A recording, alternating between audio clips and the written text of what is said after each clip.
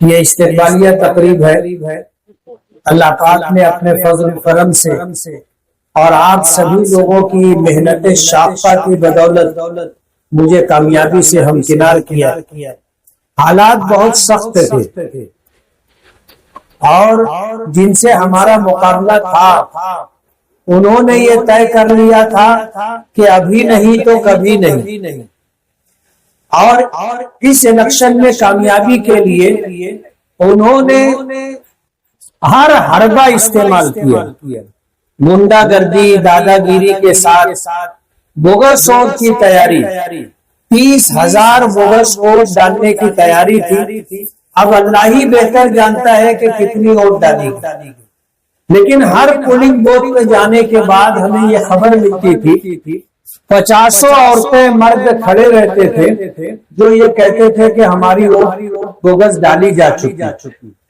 और उन्होंने चुन चुन करके जो हमारे वोटर थे उन्हीं लोगों की वोट डाली।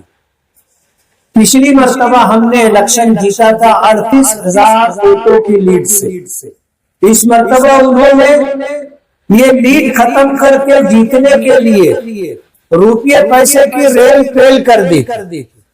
नया पूरा इस्लाम पूरा और 20 के इस पत्ते पर जहां हमारे वोटर है यहाँ धूम से पैसा उन्होंने बांटा।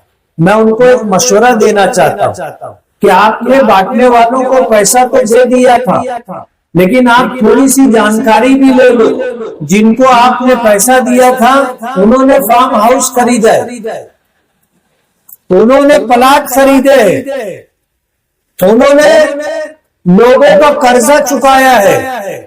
मार्केट का जो पैसा बाकी था मारवाड़ियों का, यार्न व्यापारियों का, रात के अंधेरे में वहां जाकर के पैसा पहुंचाया गया।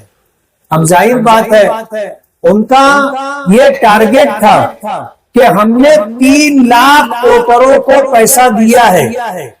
कितने वोटरों को? 3 लाख वोटरों को पैसा दिया है। इसमें से 1.5 लाख भी हमको वोट देंगे तो हम चुन करके आ जाएंगे। ये उनकी तैयारी थी और वाकई उन्होंने पैसा इसी तरह बांटा, लेकिन पैसा वोटरों तक नहीं पहुंचा। बीच में जो लोग थे वो पैसा घर लेके चले गए। इसलिए उनको मेरा मशवरा है थोड़ी सी इंक्वायरी करो आप कि आपका पैसा बटा सही तरीके से कि नहीं बटा। और हम तो बोलते कि 162 वोट 20-1 लाख रुपया और बांट देते तो ये भी मिल जाती ना उनको। अभी जैसे उन्होंने पेंशन चौक पर एक इदारे को 10 लाख रुपया दिया, 10 लाख रुपया दिया था वोट खरीदने के लिए। वहां से उनको 23 वोट मिली। अब 10 लाख को आप 23 पर अगर बांटोगे तो आपको समझ में आएगा कि उनको एक वोट 30-40 हजार रुपये की पड़ी है। इस अंदाज में उन्होंने पैसा बांटा, लेकिन वो कुदरत को भूल करके चल रहे, कुदरत को भूल करके चल रहे थे। और वो समझ रहे थे कि जो करेंगे हम ही करेंगे और हम जो करेंगे वही होगा। कुदरत को भूल करके बात कर रहे थे। मुझे किसी ने बताया, पता नहीं बात सही भी है या नहीं, उन्होंने 150 लोगों को नया कपड़ा सिलवा करके दिया था कि मैं जीतूंगा तो जीत का सर्टिफिकेट जब मैं लेने के लिए जाऊंगा तो तुम लोग मेरे साथ चलना। यानी यहां तक उनकी तैयारी थी। और हमारी माएं बहनें, हमारे नौजवान जो रोजा रख रहे थे, जो मन्नत मान रहे थे, जो दुआएं कर रहे थे, ये उनका मजाक उड़ाते।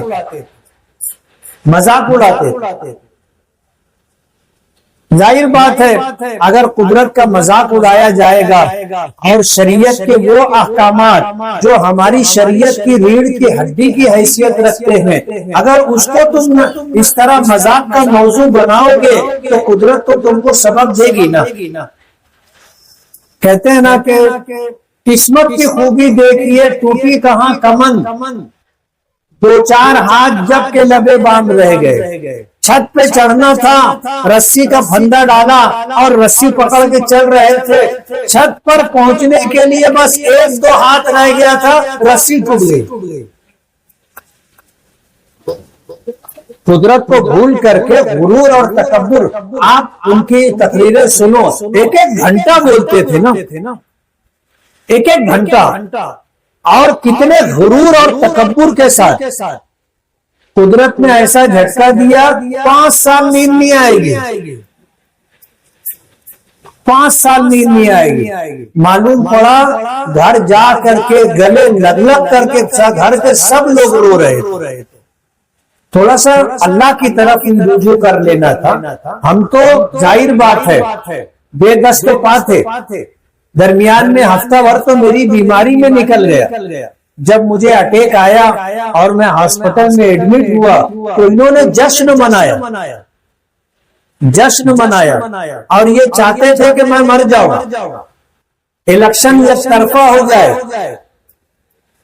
रात में शराब और कबाब की मजलिसें लगी, धीरे धीरे सब खबरें आ रही है। जाहिर बात है दुश्मनों का खुश होना बहुत ज्यादा दुख और तकलीफ देता है। अल्लाह को भी ये बात पसंद नहीं है। नबी करीम सल्लल्लाहु अलैहि वसल्लम ने दुआ मांगी, अल्लाहुम्मा इन्नी अऊज़ु बिका मिन शमाततिल आदा, कि अल्लाह मैं तेरी पनाह चाहता हूँ दुश्मनों के खुशियां मनाने से। बीमारी आती है जाती है, लेकिन किसी की बीमारी पर आप जश्न मनाओगे, किसी की बीमारी पर आप खुशियां मनाओगे, जाहिर बात है ये अल्लाह को पसंद नहीं। इंसानियत भी कोई चीज होती है, अल्लाह ने सबक दे दिया और ऐसा सबक दिया कि ये जख्म 5 साल तक चाटते रहेंगे, भरेगा नहीं, 5 साल तक नहीं भरेगा। और हम तो ऐसा मानते हैं कि आज जितनी ताकत से ये लड़ लिए, 30, 40, 35 हजार बोगस वोटों की तैयारी के साथ, दौलत की रेल ट्रेन के साथ, डिपार्टमेंट को मैनेज करके सब कुछ कर लिया और 3 लाख वोट खरीदने के लिए इन्होंने अंधाधुंध पैसा बांटा, हार गए। अब आइंदा इतनी तैयारी के साथ इलेक्शन नहीं लड़ सकेंगे। हो गई होली दिवाली हो गई।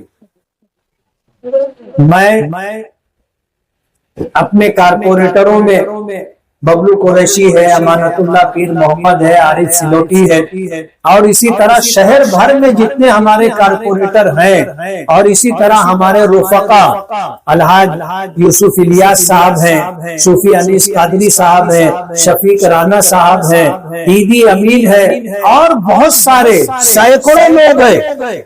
ये तो वो है जिनको हम जानते हैं, और हजारों की तादाद में हमारे ऐसे नौजवान हैं, हमारी माएं और बहनें हैं जिनकी मोहब्बतों का हमें पता भी नहीं है। उन्होंने हमारे लिए दुआएं मांगी, मेहनत की, कोशिश की, और जब मैं बीमार पड़ा तो हमारे नौजवानों का ये कहना था कि मैं मुफ्ती इस्माइल, यानी मेरा इलेक्शन उन्होंने खुद लड़ा, और हमारे पास कोई कारपोरेशन से लूटी हुई दौलत नहीं थी, आरएसएस और बीजेपी का दिया हुआ सरमाया नहीं था।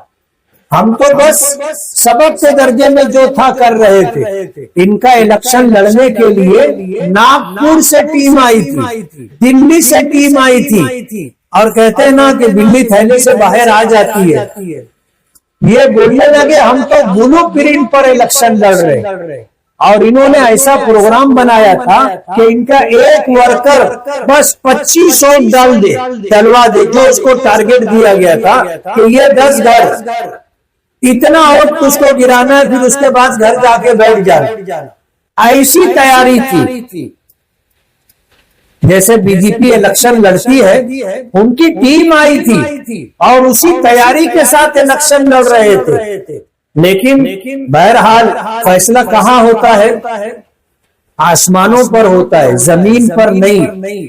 फैसला आसमानों पर होता है। हमारी दुआएं, हमारी इबादतें, हमारे रोजे, हमारी मन्नतें, हम तो कुदरत को, परवरदिगार को सामने रख करके बात कर रहे थे और कोशिश कर रहे थे। मैं सबसे पहले अल्लाह रब्बुल आलमीन का शुक्रगुजार हूँ, फिर शहर के हर उस फर्द का जो इस इलेक्शन में जिसने भी जैसे भी हमारी मदद की, हम सब के शुक्रगुजार हैं। दुआ गो है कि अल्लाह ताला सबकी जान, माल, दीन व ईमान, इज्जत व आबरू में बरकत अता फरमाए और अपने हिफ्ज़ व अमान में रखे और परवरदिगार आलम इस शहर के लिए जो बेहतर से बेहतर हो सकता है वो हमें करने की तौफीक अता फरमाए। व आखिरु दावाना अनिल हम्दुलिल्लाहि रब्बिल आलमीन।